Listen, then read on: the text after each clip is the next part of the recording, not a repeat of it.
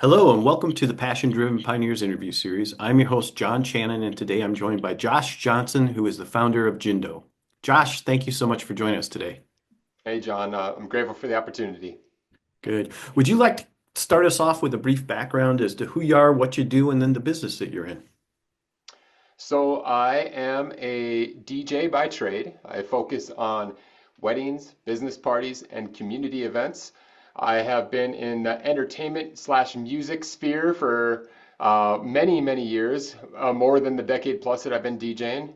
Prior to DJing, I had written, recorded, produced, and performed original music with a couple of different bands. And so music has always been at the core of kind of who I am and what I do. So Jindo was really just an extension of all those different things and all those different skills that I had acquired along the way. So that being on a stage, having a mic in my hand, being creative, all those things have kind of culminated in Jindo. So tell us a little bit about how Jindo is a little bit different than just being a DJ. Yeah, okay, that's a great question. So, being a DJ is really just more about kind of reading the room, understanding what's happening there, and playing the tunes that you think are going to resonate with the people in front of you and affecting their energy one way or the other, right? So, if you wanted to, be more of a dancing type atmosphere, obviously you're going to push that energy upward. If you want to kind of bring things down, you're going to, maybe play something slower or to bring that down. Jindo now is more of an MC type of experience as far as being a host, right? So instead of just playing the tunes, Jindo handles that for you. So you're using the software as a way to engage and interact with the crowd, right? The software is going to play the music randomly. You're going to be provided with fun facts and information about how the players are doing, and then you're going to use that information to, call people out, say, "Oh, here's Coach John. He's getting close. He's just one away," or you just heard, "Don't stop believing," or whatever it happens to be, right? So you're going to utilize that information, and Jindo is much more like being a game show host than it is being a traditional DJ. So what was that initial spark that led you to kind of transition from what you were doing before to the Jindo concept? That's a great question.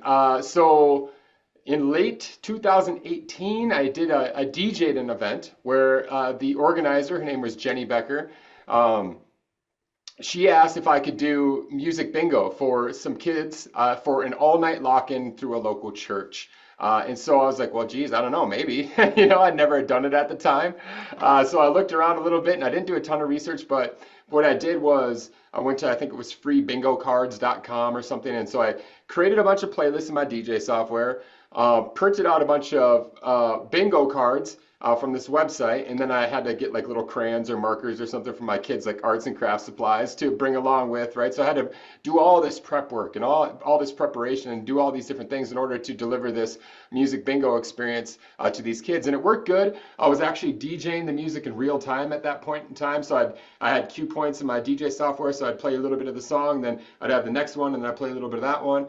But there was a bunch of things that were cumbersome about the process, right? As far as the setup and then actually executing the show as well. It was very difficult to interact with the crowd on the mic when I'm having to constantly juggle the tunes, and then there's nowhere to verify the cards and all that follows. And so that was kind of the spark that really gave me the idea. It's like, well, frankly, I was like, darn it, these kids are on their phones all the time anyway. So why not have something where they can interact with it directly through that? And then that's really what sparked the whole idea of Jindo. To be frank, it sat for, gosh, maybe a full year before I really committed anything to it. And then, early 2020, our industry was very much affected by, events in the world at that time, right? We weren't able, frankly, I wasn't able to work. I wasn't able to do the weddings and events that I had scheduled. And so I needed to find an alternative. And then, I had, but, luckily for me, I had this kind of sitting there and I was able to invest my time and energy at that point in time because I didn't really have much else going on. So talk to us about what were some of the things that you did and or learned when you were first getting this business up and started the Jindo business, that is. Oh, geez. Man, a lot.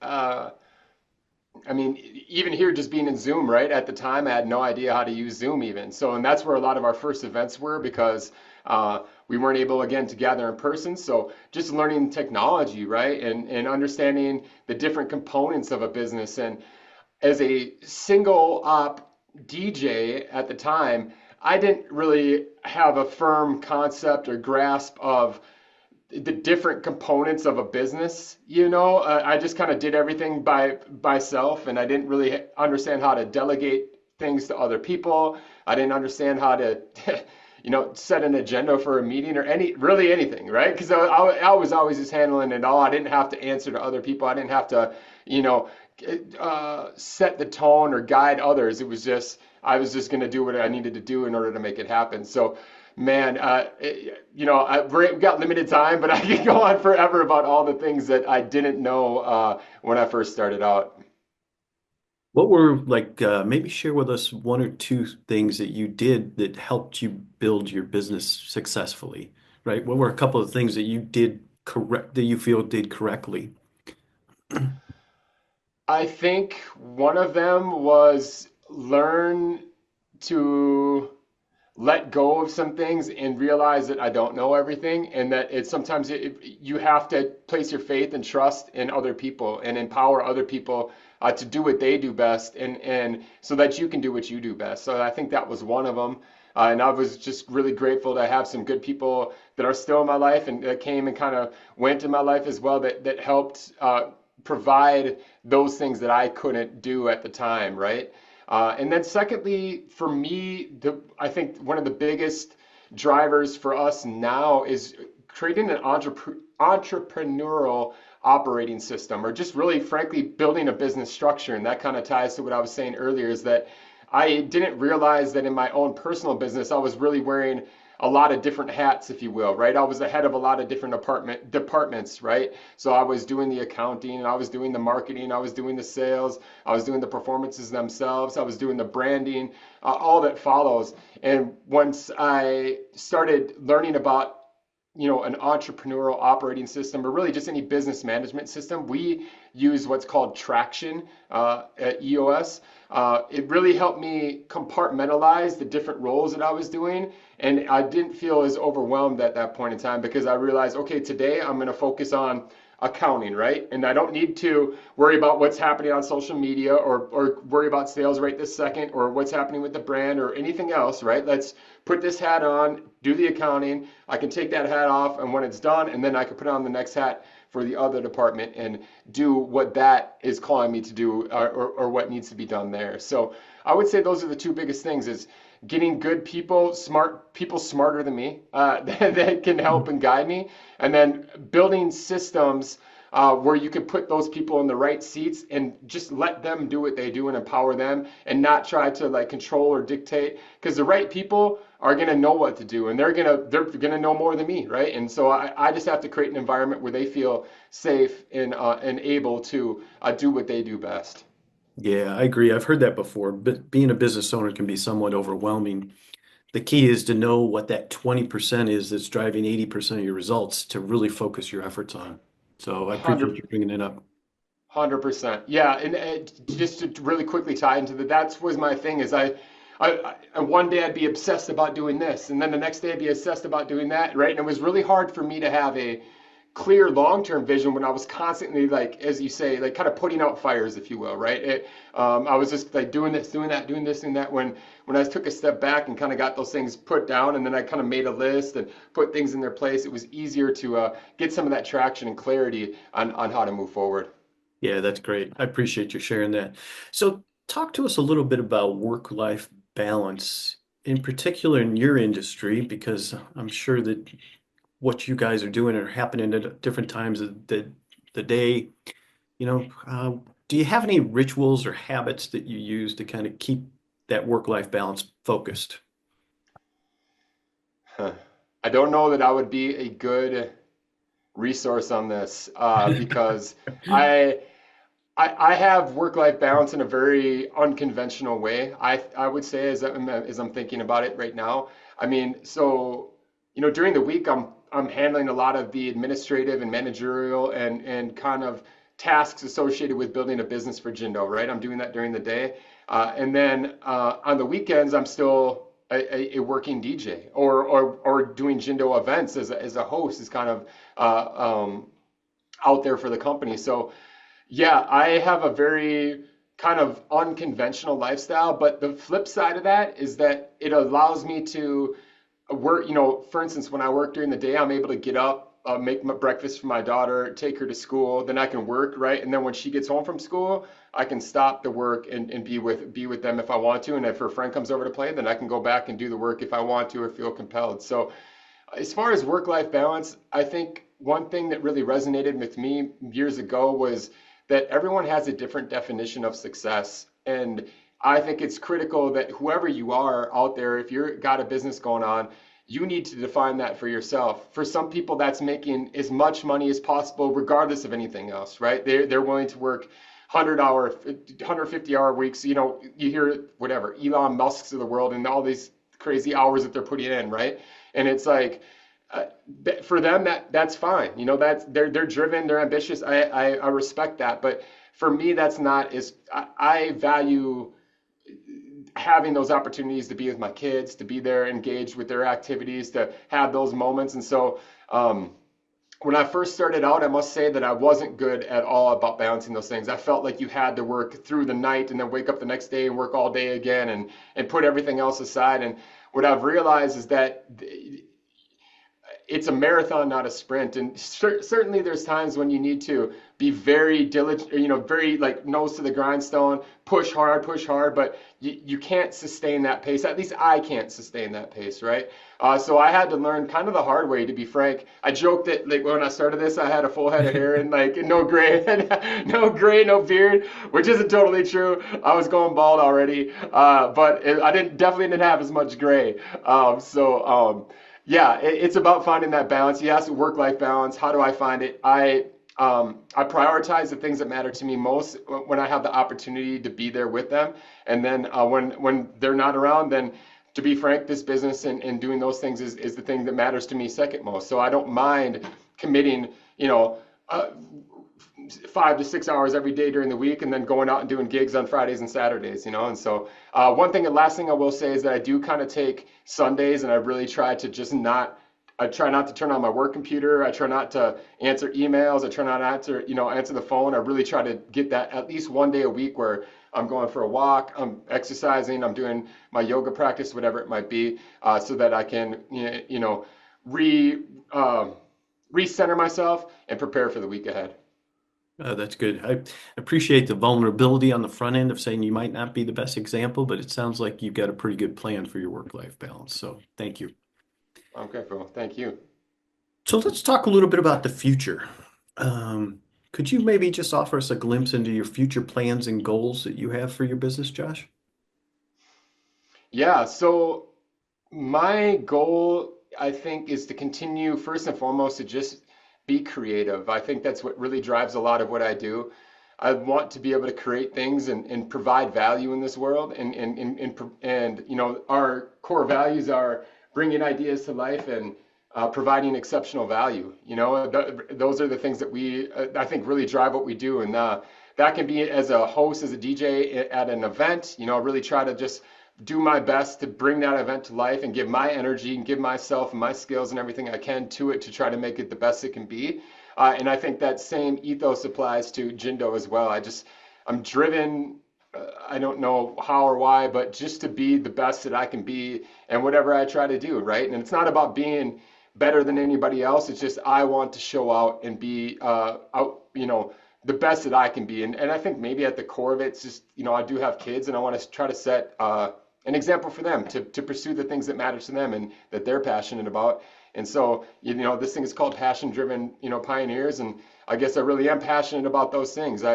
Whether it be making music or performing on stage or DJing or emceeing or hosting events or doing Jindo, I'm very passionate about just trying to put all that I can into being the best that I can be. So what does that look like in the future for the business itself? Well, hope that it means that there's people all over the world that are using this software, whether it be DJs or trivia hosts or venues, and I've got a whole bunch of ideas of other people that can utilize the software, teachers, to do what I do, which is, be creative, have fun, and provide value in wherever they're at, whether they be teaching or bringing people into their establishment to have a good time.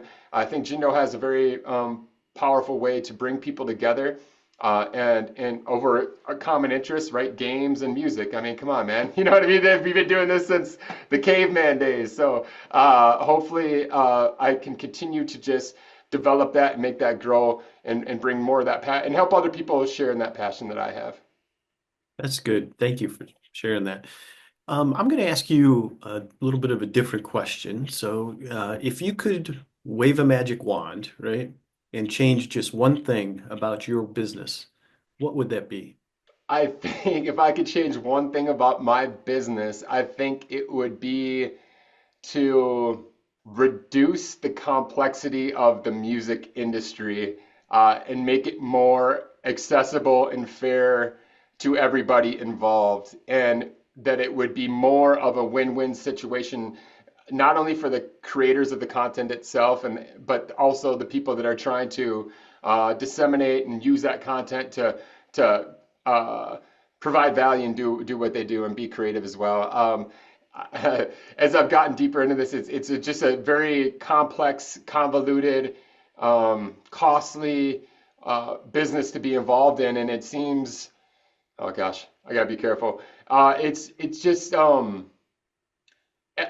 just wish there was a little bit more transparency and fairness with the way that everything is handled, because it seems to me that like some groups are very much benefiting from the creation of others while others aren't. And I hope, I don't want to be exploitative either, right? I want to make sure that everybody's being compensated properly, and all those things. So long story short, if I could wave a magic wand, I would say just make the music industry, I don't know if opaque is the right word, but just just more open, so that everyone can create and still feel validated, and have their creations, the value returned to them in all ways. And I'm still working on ways to do that too through our business as well, right? And we hope to establish that, and continue to build on that going forward.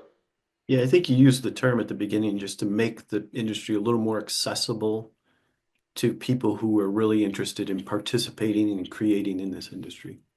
Yeah, yeah, yeah, absolutely. There just seems like there's a lot of roadblocks and hurdles for artists, and that you have to compromise a lot of things in order to continue to create, right? You know, and again, I still have a lot to learn, and perhaps I'm talking out of turn, but that's just kind of the general feeling that I get right now, maybe because it's front and center of where our next kind of phase of growth is. Yeah, no, well, I appreciate you sharing that about the industry. That's really important for people that might be interested in this. So, knowing that this show is going to be directed towards people who are going to be in their first few years of business, do you have any final thoughts or words of advice you'd like to share with our audience today? Oh gosh, I'm right there with you, man. You know what I mean? I'm still in my first. I still like I'm still right in my first years as well. I read a great quote, and it's a short one, but it says, there's no mud and no lotus, right? So what that means is, like, you got to get in there, and you got to get dirty, and you got to, man, I've failed in front of huge groups of people. The software is pooped out on me, and I wasn't able to perform, right? I mean, like, and I'm just kind of stand there, and you just gotta, like, kind of take it, and learn from each of those experiences. And you can't be afraid of failure. A lot of these things are kind of cliche, but you just got to get in there and do it. And I'm still doing it, and there's no guarantees either, and that's what's terrifying about it. But it's also what's kind of exhilarating about it. And to be frank, that's, I think, what drives me to be so passionate, and continue to try to be the best that I can be in all areas of my life, is because I know there is no guarantees, and that, frankly, the only way that you can increase your odds of success is by applying yourself in every way, shape, and form, continuing to learn, continuing to grow, continuing to get stronger. So, and then lastly, I think this also ties to my point earlier. I didn't actually use this phrase, but consistency over intensity, right? There's going to be this desire to want to just grind and push as hard as you can, and but even the best weightlifters in the world, right? You can't do your max rep every single day, right? You have to be consistent, and you have to build and have a program and systems that can get you to the point when you're ready and you're at the Olympics or at your competition and you need to push that most amount of weight. Hopefully the work that you did, you stay consistent and you built to the point where you can maximize your intensity when it matters most. And so I guess if I were to say anything, it would be those two things. It's just no mud, no lotus, meaning that you're not going to grow something beautiful unless you're willing to get dirty and willing to get in the mud. And then secondly, consistency over intensity, because you can't maintain intensity, but you can maintain consistency. And again, given the right parameters, the right circumstances, the right strategy, if you are consistent, you're able to apply that intensity at the time when it matters most. Yeah, listen, thank you so much for your time today, Josh. Thank you. Yeah, I really respect your passion that you've got for your business and your industry, and also it sounds like your family as well. So that's great. And to everyone watching, I look forward to seeing you in our next episode.